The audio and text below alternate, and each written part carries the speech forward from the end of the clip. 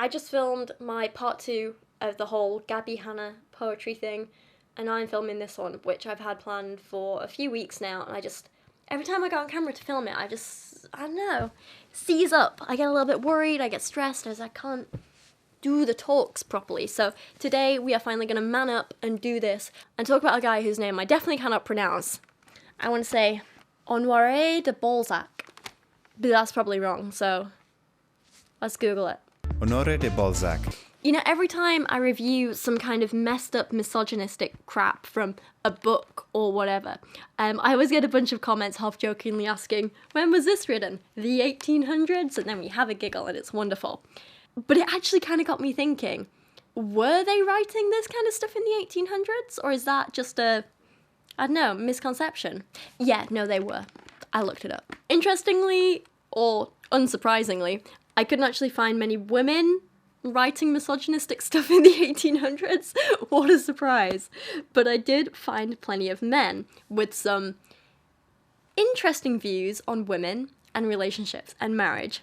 And one of these men was this guy, Honoré de Balzac, who was a French writer who mostly wrote fiction, but also a few non-fiction pieces. One of these non-fiction pieces was called the Physiology of Marriage, but in French, which is more like Le Physiologie du Mariage, or Marriage, or Marriage. I can't do a French accent, okay? I'm from Yorkshire.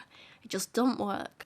So the Physiology of Marriage. First published in 1829, and this is a really interesting piece, and it's hard to fully understand its intended purpose, because I found some sources claiming the author himself called it an analytical study that he wanted to be taken seriously. But then I also found some critics saying it's pure satire, whether it's satire of analytical studies of marriage or satire of the idea of marriage in general wasn't clear. But then I also found a summary which claimed, for all of its apparent misogyny, the Physiology is surprisingly even-handed in its rough treatment of both men and women. Though addressed to a male audience, the book's lively attack on the stale institution of marriage made it most popular with women readers of its day. And there's also the following summary, which said, the Physiology of Marriage objectively examines the economics and power relationships of seduction and love. Balzac proposes that marriage and the selection of a wife should be treated as a science. Yeah, so basically this is a book about this guy's views about marriage. Specifically, how to make marriages work and stop people cheating on each other. Another very interesting point is that although written entirely about marriage and the many problems that married couples face, and the immense threat of adultery and how to prevent that happening and prevent these problems and solve them, Balzac was not married, nor had he ever been married when he wrote this. Yeah, he was criticized a lot at the time for not really knowing what he was doing, so there's that. However, what he had done at the time, he'd never been married, but he had had an affair with a married woman. So perhaps this whole book was written a little bit from a place of bitterness. It's just a theory from me. A grackle theory. I'm sorry, I don't know why I did that. What is wrong with me today? I have one can of a caffeinated drink and suddenly I'm just an idiot. This is what I do. Now, I don't know. I am no expert, and this is my first introduction to this French author, so perhaps some of you will have far more insight than me and have a lot more to say than I can, especially if any of you have studied this guy or his text before. I don't know, please let me know your thoughts down in the comments and educate me, because I need it. But all that said, I thought today we could have a little read through a few sections of the Physiology of Marriage that I've kind of picked out to talk about. We are going to share a few of my first impressions, we're going to discuss a few things, and basically just have a bit of a giggle together, you know? Hopefully it'll be fun. Now, one thing I will say is that I was not the biggest fan of the writing style in this book. It was very jarring to read, and I don't know if that's to do with the fact it was translated from French, or because it's just such an old text that, you know, that's kind of the writing style.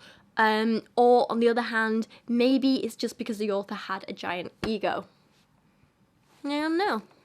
What I do find quite funny, though, is that throughout the book, Balzac refers to himself in the third person, and how, the author thinks, and the author experienced, and then the author observed. And I just find it a bit like, mate, really? Now I get it, maybe it was typical for the writing style of the day, but meh. I mean, even in the introduction, when telling us why he wrote the book, it's all in third person and very dramatic. You'll love this, right? Tears, shame, hatred, terror, secret crime, bloody wars, families without a head, and a social misery rose like a sudden line of phantoms before him when he read the solemn word. Adultery. Him and he being the author, the person writing this. Later on, when he became acquainted with the most cultivated circles of society, the author perceived that the rigour of marriage laws was very generally modified by adultery. He found that the number of unhappy homes was larger than that of happy marriages. In fact, he was the first to notice that of all human sciences, that which relates to marriage was the least progressive. He then goes on to go through some of the reasons why a man might get married in the first place. For example, you may choose to marry a woman from kindness, to deliver a girl from the tyranny of her mother, from weariness of a pleasant bachelor life, in the consequence of a wager, which was the case with Lord Byron, through Machiavellism, I can't say that word, Machiavellism, in order to be the heir of some old woman at an early date. You may get married from necessity in order to secure the standing to our son. From obligation, the damsel having shown herself weak. From passion, in order to become more surely cured of it. And so on and so on. He has an interesting view of marriage. He then goes on to give this following description of it. Marriage is a fight to the death, before which the wedded couple ask a blessing from heaven, because it is the rashest of all undertakings to swear eternal love. The fight at once commences, and victory, that is to say liberty, remains in the hands of the cleverer of the two. There is so much cynicism here for a man who's never been married. Oh my god. He's not the most optimistic, and I have to say, if I was considering getting married, if I was married and had marriage problems, this is probably not the person I'd want to go to help me. But that's just me. He also had a pretty warped view of women as well, and here's where you'll start to see the blatant misogyny creep in. He's not quite in the same vein as someone like the transformed wife, who thinks, to be a woman you have to have a vagina, and only women have vaginas. He's not quite in that vein. He's a different kind of bad. It's less about whether you have a vagina, and more about whether you fulfill his very specific set of qualities. And if you don't, you're not a real woman.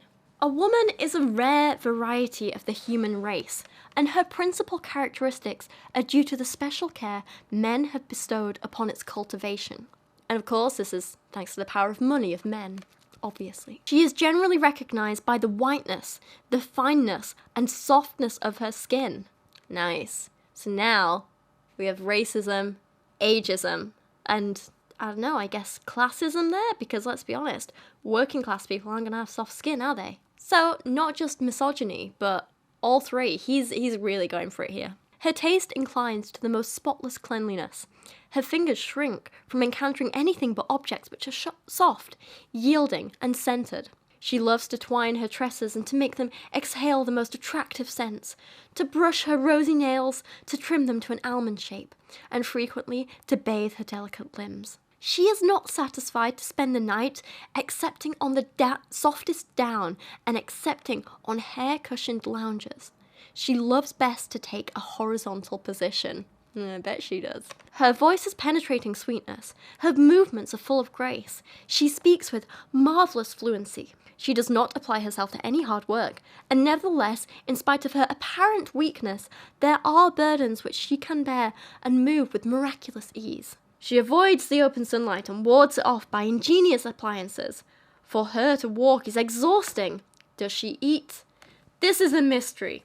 Has she the needs of other species? It is a problem. She dreams of nothing excepting how she may shine, and moves only in a circle filled with grace and elegance. Night and day she reflects upon new costumes, spends her life in considering dress and plaiting her apparel.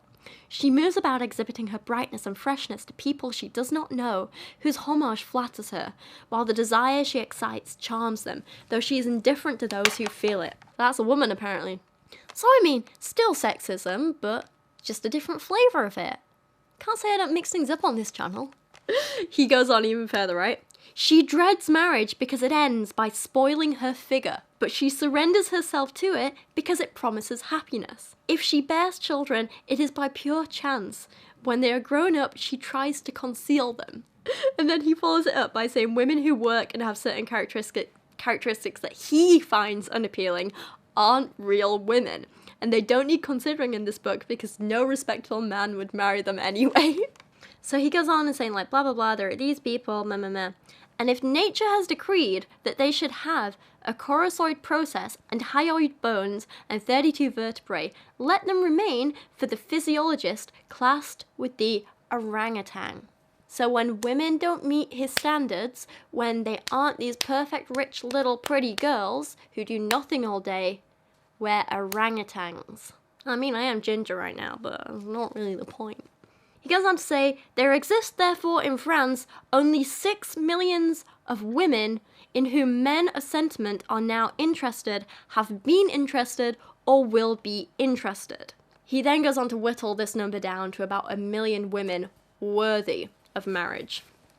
Bearing in mind that at the time he wrote this, the total population in France was more like 30-something million. This source says it was between 36 and 39 million people living in France, so we're looking at around 18 to 19 million women, and this guy reckons there's only about 1 million real women.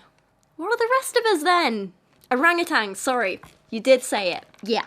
He then provides us with a wonderful list in summary of what makes an honest woman. An honest woman is necessarily a married woman. An honest woman is under 40 years old. Oh yeah, don't you just hate it on your 40th birthday? You just start spewing lies constantly. Can't help it. Happens in a split second. Stroke of midnight. Lies. I joke. He has a slightly different version of honest, but you know what I mean. A married woman whose favours are to be paid for is not an honest woman. A married woman who keeps a private carriage is an honest woman. A woman who does her own cooking is not an honest woman. It's so elitist. God. Oh, I love this one. It's so needlessly specific. A woman who lives on the 3rd story of any street excepting Rue de Rivoli and Rue de Castiglione, I can't pronounce things, is not an honest woman. 6th floor flat here, not an honest woman. Yeah, oh god, he gets so like weirdly specific. You see in the subreddit r/suspiciously specific, that's so hard to say. It's this list. The wife of a banker is always an honest woman, but the woman who sits at the cashier's desk cannot be one unless her husband has a very large business and she does not live over his shop. The unmarried niece of a bishop, when she lives with him, can pass for an honest woman because if she has an intrigue, she has to deceive her uncle.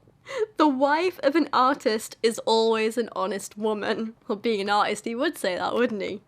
Not that he was married at the time. Of course, he follows this all up with more sexism and a healthy dose of ageism, I guess, again. The average age at which women are married is 20 years, and at 40, they cease to belong to the world of love. God, he really hates women over 40, doesn't he? I wonder if this is where that stereotype came from. God. Now, a young bachelor of 17 is apt to make deep cuts with his penknife in the parchment of contracts, as the chronicles of scandal will tell you. On the other hand, a man of 52 is more formidable than at any other age. It is at this fair epoch in life that he enjoys an experience dearly bought, and probably all the fortune that he will ever require. Physically, a man is a man much longer than a woman is a woman. With regard to marriage, the difference in duration of the life of love with a man and with a woman is 15 years. And so now going back to his lists, let's see how he defines marriage. Marriage is a science. Interesting. A man not ought marry without having studied anatomy and dissected at least one woman. I'm sorry, what?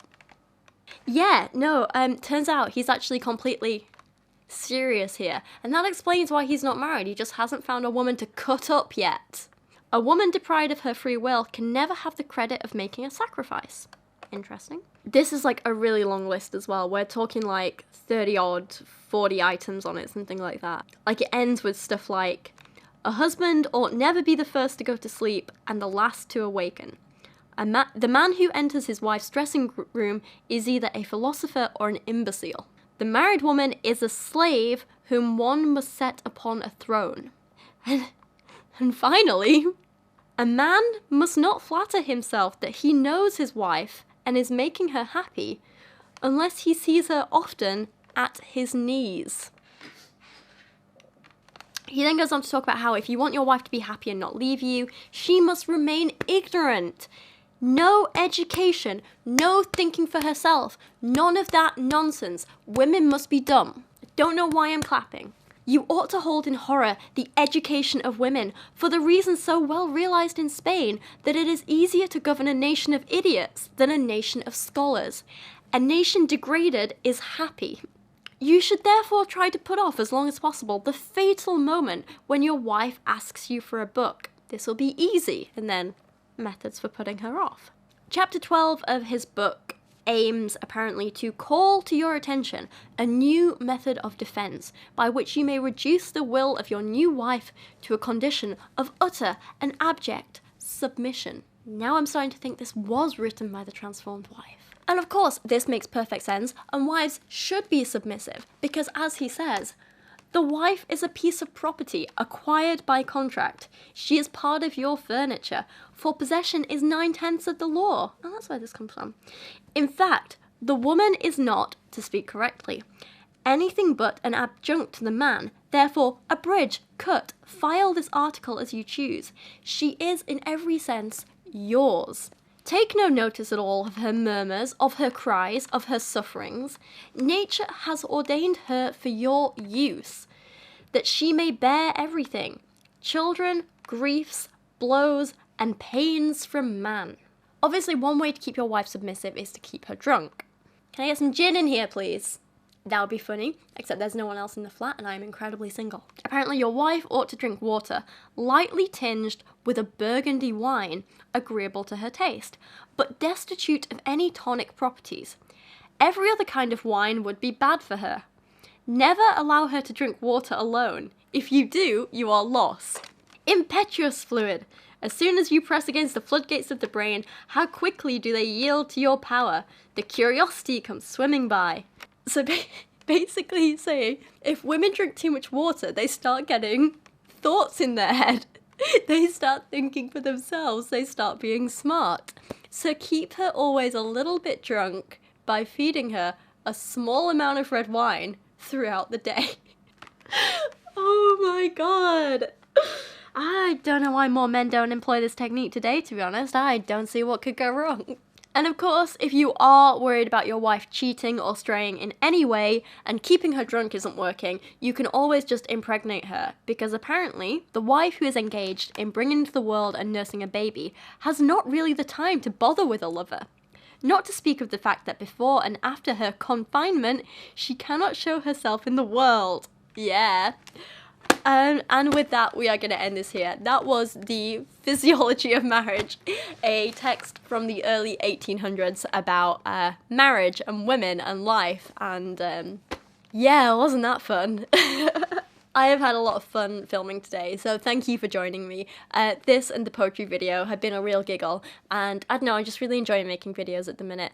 And yeah, there we go. I'm going to be away for a while up in Yorkshire seeing my family for Christmas, so I'm not sure when I'll be back and filming videos, but if I don't see you before, I hope you'll have a wonderful Christmas and New Year and just holiday time, and thank you for sticking around this year. It's been a really tough year. There's been some big ups and downs. There was the breakup with Dan, there was the whole you-know-what thing, there's my whole kind of like little emotional breakdown, by which I mean a huge, huge public breakdown. Money has been horrifically tight. I've been stressed and tired and working stupid hours. I've been trying to sort out my mental and physical health. I've been trying to produce good content for you guys, and it's not been easy. It's been a really rough year, but I do feel like I'm at a point now where everything is starting to finally come together. I'm really working on myself and who I am, and I'm trying to get myself in a really good place. My mental health is not perfect, it's not fixed, I'm not cured, but I'm definitely on the way up, and I'm working on things, and I'm in a really positive space.